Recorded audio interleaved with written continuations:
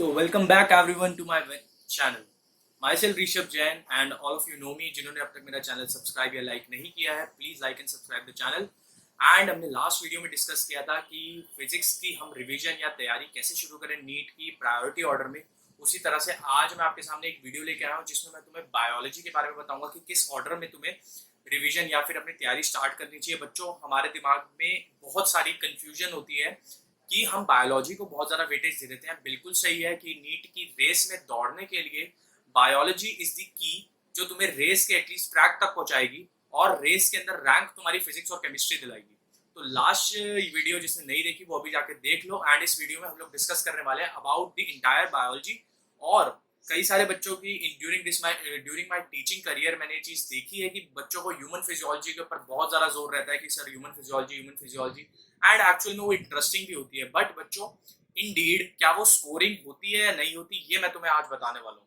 So video को पूरा अच्छी तरह देखना। So let's start this video on a very good note. So बच्चों, जैसा कि तुम्हें दिख रहा होगा कि अगर मैं पूरी बायोलॉजी की बात करूं तो तुम्हें इस ऑर्डर में अपनी तैयारी या रिवीजन स्टार्ट करनी चाहिए, चाहे तुम किसी भी मोड पे कर रहे हो, चाहे तुम नीट 2020 दे रहे हो या तुम 2021 दे रहे हो। तुम्हें इसी ऑर्डर में अपना हर टाइम रिवीजन और हर टाइम तैयारी स्टार्ट करनी चाहिए। फर्स्ट ऑफ ऑल तुम्हें बायोटेक करनी चाहिए। बच्चा, बायोटेक 2 चैप्टर है, बहुत ज्यादा वेटेज कैरी करते हैं और बहुत स्ट्रेट फॉरवर्ड क्वेश्चन पूछे जाते हैं अगर तुम्हें एक बार बायोटेक्नोलॉजी समझ में आ गई तो। उसके बाद cell the unit of life. बच्चों, बहुत बच्चों वाली यूनिट है, तुम 6 से 10 तक भी ये यूनिट पढ़ी है, हल्का सा एडवांस करके तुम्हें बस पढ़ना है। सेल के अंदर थोड़ा सा तुम्हें वो कंफ्यूज कराएगा in the cell cycle and the biomolecule. Biomolecule की जो टेबल है, एसेंशियल टेबल्स है 9.2 और 9.3, वो जरूर करके जाना।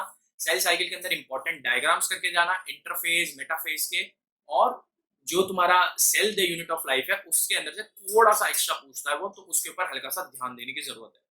उसके बाद बच्चों, मोस्ट इंपॉर्टेंट प्लांट फिजियोलॉजी है। देखो, मुझे बॉटनी अच्छी नहीं लगती थी एंड इनफैक्ट किसी भी एमबीबीएस करने वाले को बॉटनी अच्छी नहीं लगती।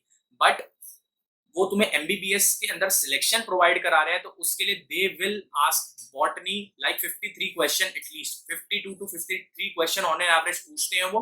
बाकी rest of the question around 38 के अराउंड वो तुम्हारे जूलॉजी से पूछते हैं। तो बॉटनी की वेटेज ज्यादा होती है, बॉटनी पे फोकस करना बहुत इंपॉर्टेंट है।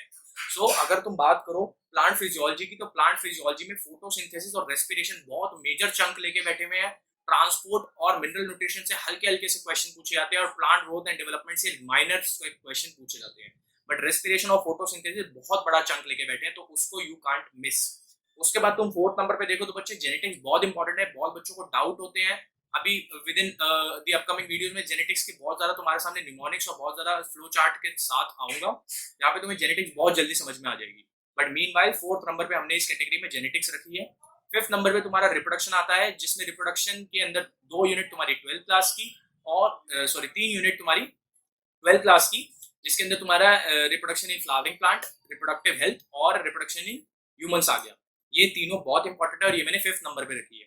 6th नंबर पे biology in human welfare.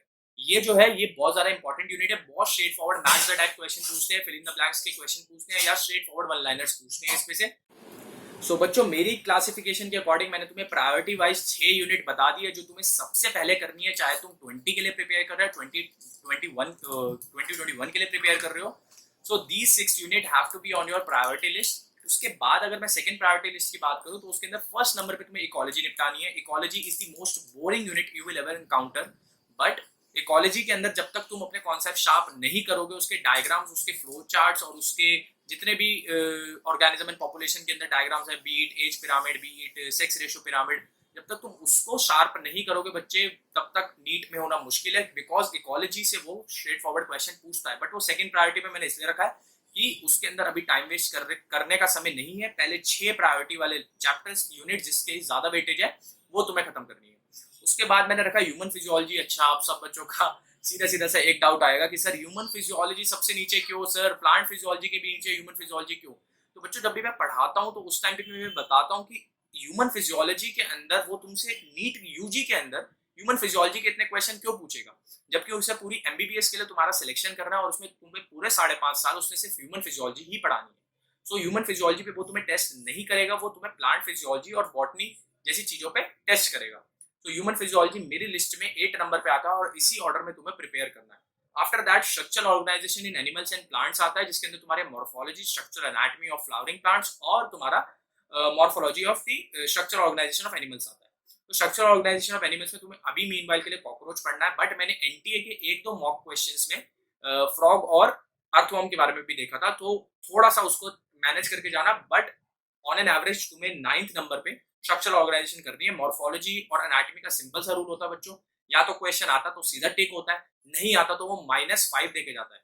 Each and every question is not awarding you -1 because तुम ऐसी जंग में उतरे हुए हो जहां पर हर कोई उस एक सीट के लिए फाइट कर रहा है जिसके लिए तुम दौड़ रहे हो, तो वो -1 नहीं होता, it is actually awarding you -5। So मेरी लिस्ट के according structural organisation in animals and plants मैंने 9th नंबर पे रखा है। आफ्टर दैट लास्ट में मैंने रखा है डाइवर्सिटी इन लिविंग वर्ल्ड, क्योंकि डाइवर्सिटी इन लिविंग वर्ल्ड बच्चों तुमने बैक ऑफ द माइंड कभी ना कभी कहीं ना कहीं बहुत अच्छी तरह सुना होगा। सो इन दैट मोमेंट तुम्हें डाइवर्सिटी इन लिविंग वर्ल्ड ज्यादा दिक्कत नहीं देगा नीट के, जब तुम पर्टिकुलर पेपर में बैठे हुए होगे, because at that time your mind will be fresh and you will be very much focused कि तुम्हें क्या करना है। So this was my order. 6 unit तुम्हें पहले प्रायोरिटी पे खत्म करनी है, उसके बाद तुम्हें 4 यूनिट की बात करनी है। दिस इज द अल्टीमेट, जो मैंने थोड़ा सा टाइम लगा के थोड़ा सा एनालिसिस करके प्रीवियस क्वेश्चन पेपर्स का और जितनी भी वेटेज कैरी करते हैं चैप्टर और स्टूडेंट्स को किसमें डिफिकल्टी होती है, उसके अकॉर्डिंग मैंने ये चार्ट तुम्हारे लिए प्रिपेयर किया है। एंड ट्रस्ट मी, अगर तुम इसके अकॉर्डिंग चलोगे it will definitely help you a lot. So next video, previous video में हमने फिजिक्स डिस्कस कर ली, इस वीडियो में हमने बायोलॉजी डिस्कस कर ली, नेक्स्ट वीडियो में most probably we will be discussing about the chemistry makeup, कि हमें केमिस्ट्री किस तरह से सॉल्व करनी है। So that was all for today, and before ending the video let's end it on a good note with a poetry by me. So कलम की ताकत दुनिया को बतलाएंगे, कलम की ताकत दुनिया को बतलाएंगे, बाप के नहीं अपने पैसे पे कुछ करके दिखाएंगे, बाप के नहीं अपने पैसे पे कुछ करके दिखाएंगे। So that was all from my side, myself Rishabh Jain signing off, good bye.